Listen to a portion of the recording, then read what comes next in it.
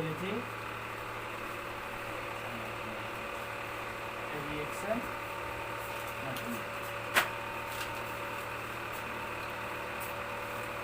इसको समझते हैं पहले हम लोग रिएक्शन, या फिर बोले तो केमिकल रिएक्शन। ये केमिकल रिएक्शन का डिफिनेशन जो है हम लोग 9th और 10th में पढ़े थे कि एक या एक से अधिक पदार्थ आपस में मिलकर विभिन्न गुण वाले नए पदार्थ का निर्माण करता है, तो उसको हम लोग केमिकल रिएक्शन बोलते हैं। लेकिन यहाँ पर केमिकल रिएक्शन का थोड़ा बढ़िया डिफिनेशन अगर लिखना चाहेंगे तो कह सकते हैं the breaking of old bond in reactant and formation of new bond in product is called chemical reaction. देखो केमिकल रिएक्शन में क्या होगा कि तुम्हारा जो रिएक्टेंट होगा, रिएक्टेंट बोलने का मतलब रिएक्शन करने वाला, जो आपस में रिएक्शन करने वाला होगा उसको क्या बोलेंगे रिएक्टेंट, और जो रिएक्शन के बाद बनेगा उसको क्या बोलेंगे प्रोडक्ट। तो जैसे होगा क्या, मान लेते हैं कि यह हाइड्रोजन है और ये ऑक्सीजन है, तो हाइड्रोजन और ऑक्सीजन में ये दोनों आपस में रिएक्शन करेगा, तो रिएक्शन करके क्या बनाएगा H2O। इसमें हुआ क्या वो देखना है। इसमें ये हाइड्रोजन में हाइड्रोजन और हाइड्रोजन के बीच में इस प्रकार से पहले से बॉन्ड बना हुआ होगा, लेकिन ये ऑक्सीजन और ऑक्सीजन के बीच में भी इस प्रकार से बॉन्ड बना हुआ होगा। ये रिएक्शन तभी करेगा जब ये हाइड्रोजन का बॉन्ड ब्रेक करेगा और यहाँ से किसका बॉन्ड ब्रेक करेगा, ऑक्सीजन का बॉन्ड ब्रेक करेगा। अगर ये हाइड्रोजन का बॉन्ड ब्रेक किया तो ये H और ये H, ये दोनों H जो है ना वो अलग अलग हो जाएंगे, और ये ऑक्सीजन का बॉन्ड अगर ब्रेक करेगा तो ये ऑक्सीजन और ये ऑक्सीजन जो है वो अलग अलग हो जाएंगे, और उसके बाद ये दो हाइड्रोजन ये एक ऑक्सीजन के साथ मिल करके ये इस प्रकार से O के साथ H और दूसरे H इस प्रकार से ये मिल करके और आपस में बॉन्ड बना देंगे, मतलब ये जो मॉलिक्यूल हो जाएगा वो क्या हो जाएगा H2O हो जाएगा। हम लोग कह सकते हैं कि हाइड्रोजन और ऑक्सीजन ये दोनों रिएक्टेंट था, रिएक्टेंट का बॉन्ड ब्रेक हुआ, उसके बाद हमारा यहाँ पर प्रोडक्ट का बॉन्ड का फॉर्मेशन हुआ। मतलब केमिकल रिएक्शन रिएक्टेंट के ओल्ड बॉन्ड का ब्रेकिंग होगा एंड प्रोडक्ट के न्यू बॉन्ड का फॉर्मेशन होगा।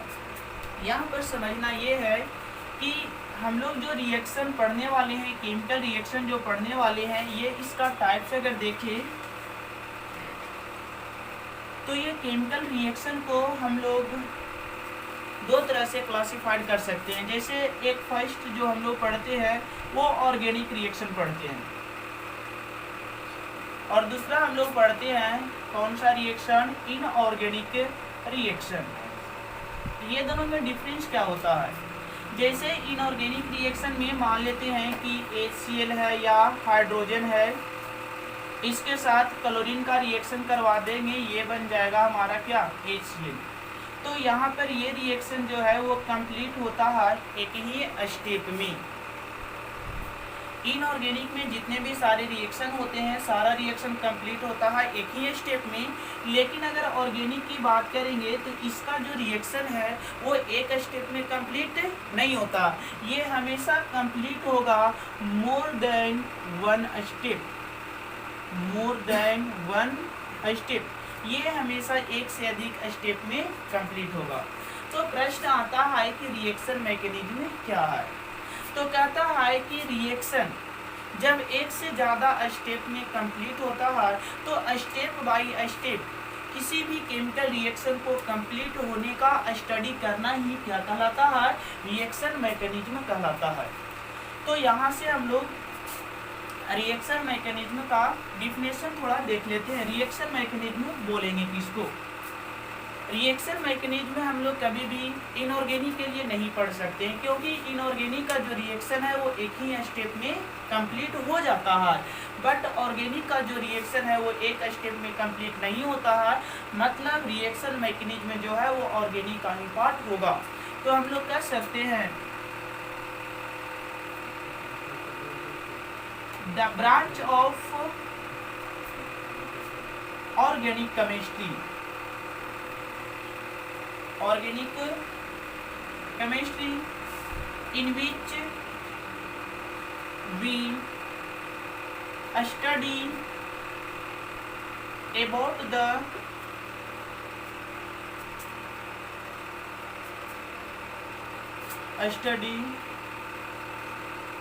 यहाँ पे हम लोग लिखेंगे detail study about the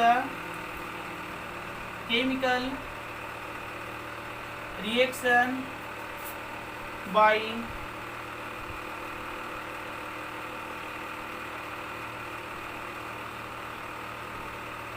in step by step। ध्यान देना है, ये आपका ऑर्गेनिक केमिस्ट्री का वह ब्रांच है जिसको में हम लोग डिटेल में स्टडी करेंगे, किसके बारे में, केमिकल रिएक्शन जो कंप्लीट होगा कैसे, स्टेप बाय स्टेप, उसी का स्टडी करना ही क्या कहलाएगा, रिएक्शन मैकेनिज्म। तो ये रिएक्शन मैकेनिज्म में कैसे करके हम लोग रिएक्शन को स्टेप बाय स्टेप स्टडी करते हैं उसके बारे में जानेंगे। जैसे रिएक्शन में ये तुम्हारा होता है रिएक्टेंट, ऑर्गेनिक रिएक्शन की बात करें, और ये तुम्हारा होता है सबस्ट्रेट, ये दोनों मिल करके बनाएगा क्या, प्रोडक्ट। आर का मतलब हो गया क्या, रिएक्टेंट। एस मतलब हो गया सबस्ट्रेट, और ये जो है ये तुम्हारा हो जाएगा प्रोडक्ट। थोड़ा समझना ये बात है कि यहाँ पर रिएक्टेंट क्या करेगा। देखो, हमेशा जो रिएक्शन होता है वो जिसके ऊपर करवाएंगे रिएक्शन, वह पदार्थ क्या कहलाएगा, हमारा रिएक्टेंट। जिसके ऊपर रिएक्शन होगा वो क्या कहलाएगा, लेकिन इसका रिएक्शन किस प्रकार से होगा वो जिस पर डिपेंड करेगा वो क्या कहलाएगा, सबस्ट्रेट कहलाएगा। और ये दोनों को मिला देने के बाद जो हमारा रिजल्ट बनेगा उस रिजल्ट को हम लोग क्या बोलेंगे, प्रोडक्ट बोलेंगे। तो अब यहाँ पर हम लोग को जो स्टडी करना है इसको में, वो सबसे पहले किसका स्टडी करना है, सबस्ट्रेट मॉलिक्यूल का स्टडी करना है।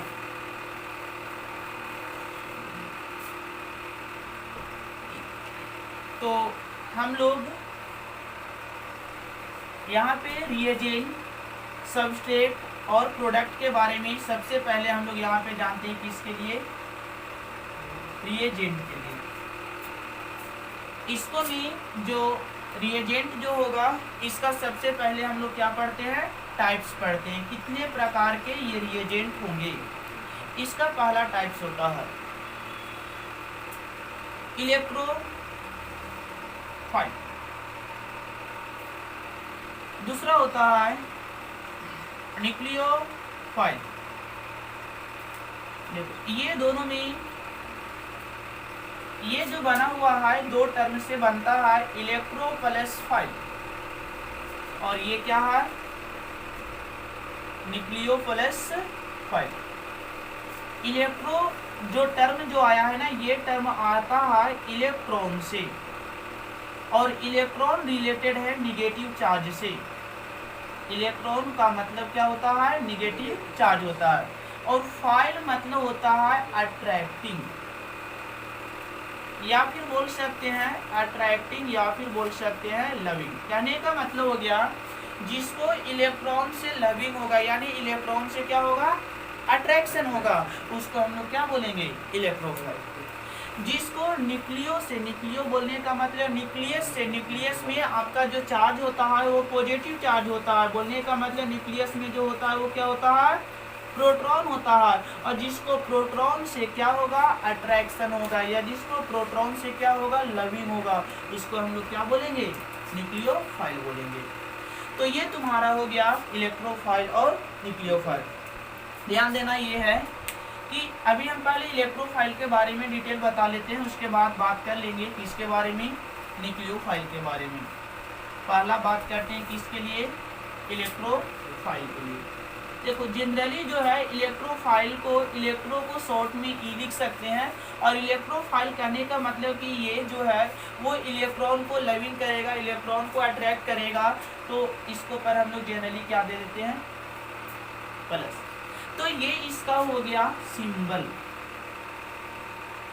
इसका सिंबल हो गया, इलेक्ट्रोफाइल का सिंबल होता है ई प्लस। जहां पर भी लिख देगा ई प्लस का मतलब हम लोग समझ जाएंगे वो क्या लिखा हुआ है, इलेक्ट्रोफाइल लिखा हुआ है। अब यहाँ पर हमें ये समझना है कि इलेक्ट्रोफाइल कितने प्रकार के होते हैं। ये इलेक्ट्रोफाइल बोलेंगे किसको, पहला कहता है इफ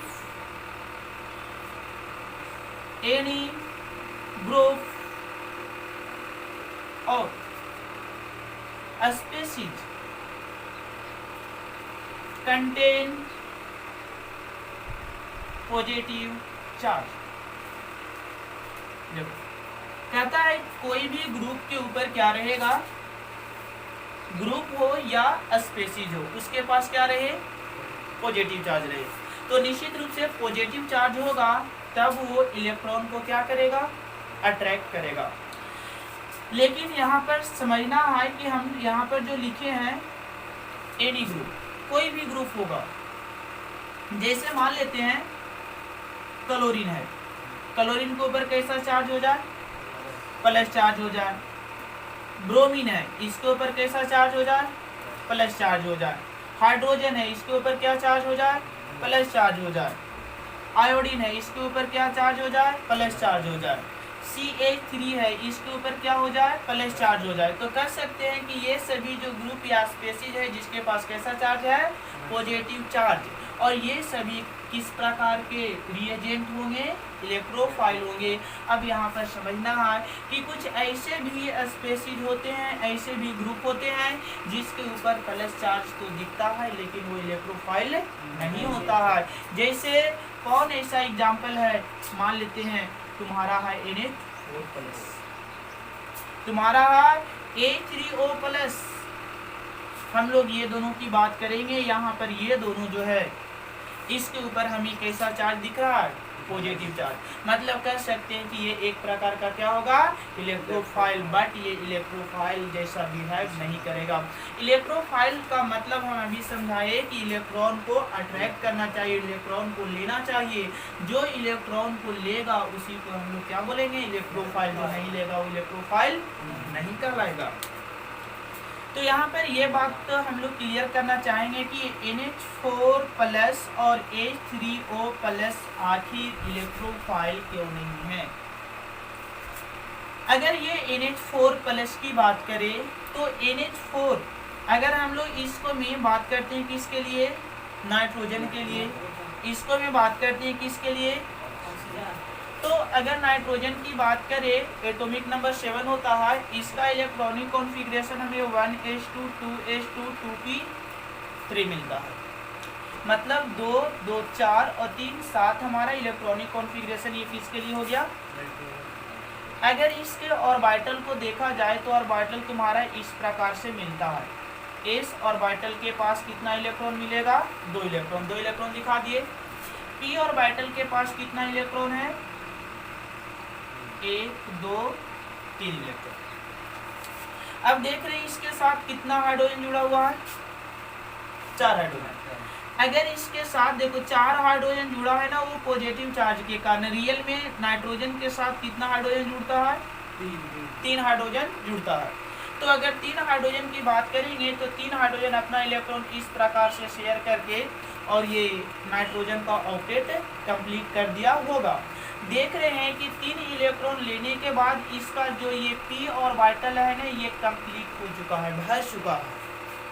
अब इसके पास इलेक्ट्रॉन और आ सकता है, नहीं आ सकता है। क्यों नहीं आ सकता है, क्योंकि इसका पी ऑर्बिटल जो है वो कम्प्लीटली फिल कर चुका है, पूरा भर चुका है। अब सोचे, मान लेते हैं कि कोई आपका रिलेशन है, आप उसको से आपका उससे बहुत ज़्यादा अट्रैक्शन है, बट क्या होगा अगर वो आप उसको अपने घर लाना चाहेंगे, लेकिन आपके घर में आपके अलावा रहने का 1 इंच भी जगह नहीं है, तो आपका कितना भी अपना आदमी क्यों ना हो, आप उसको अपने पास नहीं लाएंगे।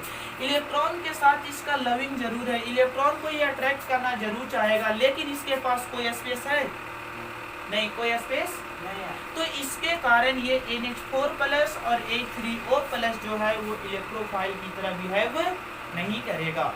इस केस में ये इलेक्ट्रोफाइल नहीं है, लेकिन इसको इलेक्ट्रोफाइल में बदला जा सकता है। कैसे इसको इलेक्ट्रोफाइल में बदला जा सकता है, इस बात को क्लियर करेंगे।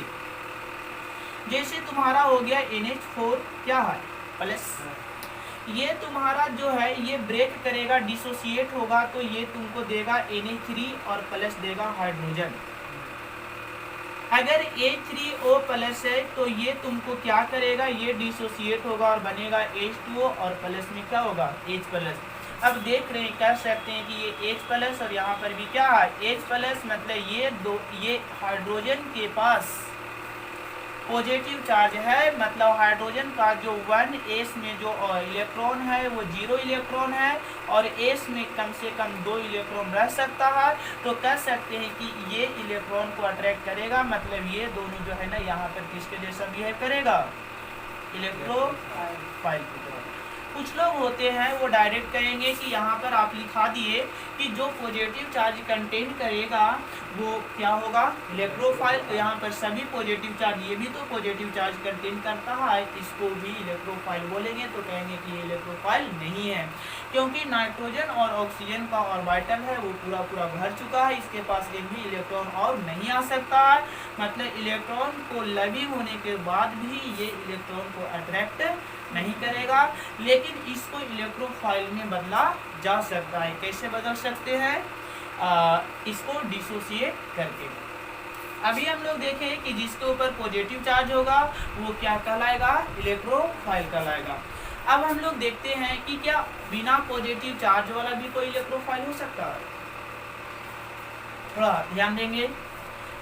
बिना पॉजिटिव चार्ज वाला भी इलेक्ट्रोफाइल हो सकता है। जैसे कहता है और electron deficient group are electrophile, थोड़ा सा समझना है। All electron deficient group are electrophile. Electron मतलब तो समझ में आ रहा है, डेफिशिएंट मतलब होता है उसके पास कमी होगा। अब सोचो, जिस आदमी को जिस चीज की कमी होती है वो उसी को लेना चाहेगा, क्या लेना चाहेगा ना। तो यहाँ पर अगर कोई ऐसा ग्रुप मिले जिसको किस चीज की कमी हो, इलेक्ट्रॉन की कमी हो, वो भी किसके जैसा बिहेव करेगा, इलेक्ट्रोफाइल जैसा। अब यहाँ पर प्रश्न आता है कि इलेक्ट्रोफाइल जो है, कोई एग्जाम्पल इसका देखें। जैसे मान लेते हैं electron deficient group. Electron deficient कहने का मतलब हो गया, हम लोग जानते हैं कि प्रत्येक एटम को इलेक्ट्रॉन पूरा, मतलब जितना उसकी आवश्यकता है वो पूरा होने के लिए कितना इलेक्ट्रॉन चाहिए। अगर किसी भी एटम का ऑक्टेट कंप्लीट, ऑक्टेट क्या कंप्लीट, तो वो एटम के पास इलेक्ट्रॉन की कमी नहीं है। लेकिन अगर किसी का ऑक्टेट क्या इनकम्प्लीट, ऑक्टेट क्या इनकम्प्लीट, ऑक्टेट कंप्लीट नहीं है, तो उस केस में कह सकते हैं कि उसके पास इलेक्ट्रॉन की क्या है, डेफिशिएंट है, इलेक्ट्रॉन उसके पास कम है। और जिसके पास इलेक्ट्रॉन कम रहेगा वो क्या कहलाएगा, इलेक्ट्रोफाइल कहलाएगा। चलो ध्यान देंगे। एग्जाम्पल की बात करते हैं, मान लेते हैं तुम्हारा BeCl2 हो गया, BCl3 हो गया, AlCl3 हो गया, और भी एग्जाम्पल हो सकता है AlF3 हो गया, BF3 हो गया।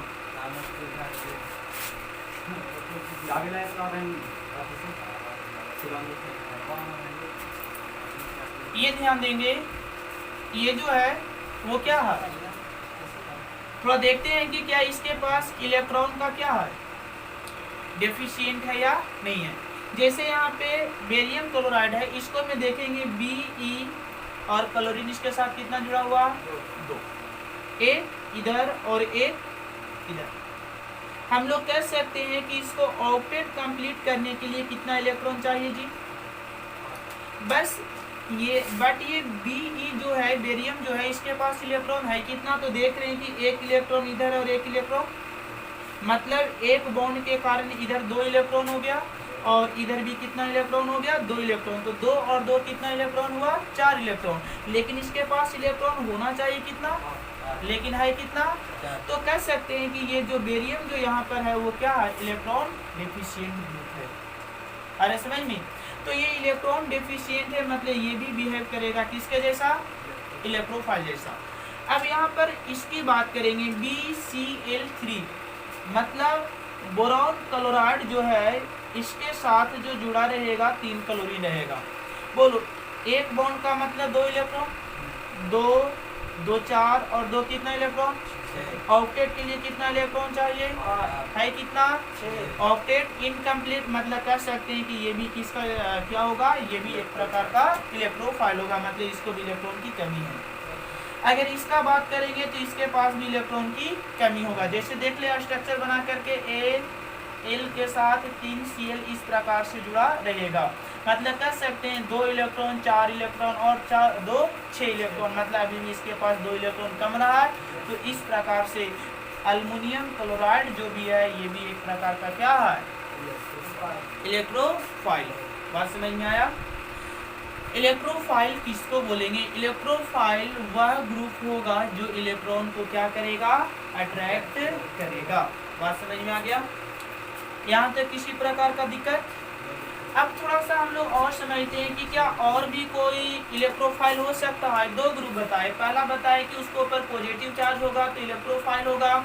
दूसरा केस बताए कि अगर इलेक्ट्रॉन की कमी होगा फिर भी वो क्या होगा, इलेक्ट्रोफाइल होगा। अब तीसरा केस बताते हैं कि क्या और भी कोई इलेक्ट्रोफाइल हो सकता है, तो जी और भी इलेक्ट्रोफाइल हो सकता है। जैसे कौन हो सकता है, तो ये तुम्हारा तीसरा है, कहता है कि all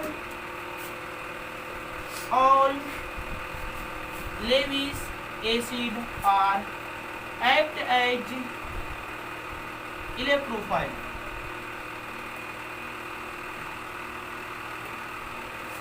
जितने भी लेविस एसिड होते हैं वो सब का सब क्या होंगे, इलेक्ट्रोफाइल होंगे। अब लेविस एसिड क्या है, हम लोग 11th क्लास में एसिड का कंसेप्ट पढ़े थे। एसिड वह पदार्थ है जो H+ को क्या करे, रिपेल करे, या जो H+ को डोनेट करे।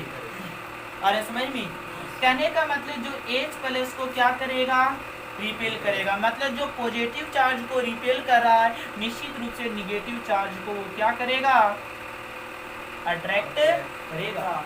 जो पॉजिटिव चार्ज को क्या कर रहा है, रिपेल कर रहा है, वो निगेटिव चार्ज को क्या करेगा, अट्रैक्ट करेगा। तो जो भी निगेटिव चार्ज को अट्रैक्ट करेगा मतलब इलेक्ट्रॉन को अट्रैक्ट करेगा, उसको हम लोग क्या बोलेंगे, इलेक्ट्रोफाइल। और जितना भी लेविस एसिड है सब का सब H+ को रिपेल करेगा, मतलब निगेटिव चार्ज को अट्रैक्ट करेगा, और वो तुम्हारा इलेक्ट्रोफाइल होगा। जैसे एग्जाम्पल देखते हैं, एग्जाम्पल की बात अगर करें तो तुम्हारा कैल्शियम पर +2 दे दिए। बोलो यहाँ पर अगर कोई पॉजिटिव चार्ज आता है तो क्या इसको में अट्रैक्शन होगा, H+ आया तो अट्रैक्शन होगा, नहीं होगा। ये पॉजिटिव, बल्कि यहाँ पर क्या होगा, रिपल्शन होगा। अब देखते हैं, मान लेते हैं कि कोई इलेक्ट्रॉन इसके पास आ गया, तो इलेक्ट्रॉन को ये अट्रैक्ट करेगा कि नहीं करेगा, करेगा। तो हम लोग यही पढ़े कि जो इलेक्ट्रॉन को अट्रैक्ट करता है उसी को हम लोग क्या बोलते हैं, इलेक्ट्रोफाइल। तो ये भी एक प्रकार का क्या होगा, इलेक्ट्रोफाइल होगा। कैल्शियम 2+ हो गया, Mg 2+ हो गया, सोडियम + हो गया, लिथियम + हो गया, पोटासियम + हो गया, ये सब जितने भी सारे हैं ना, सबका सब क्या हो जाएगा, इलेक्ट्रोफाइल हो जाएगा।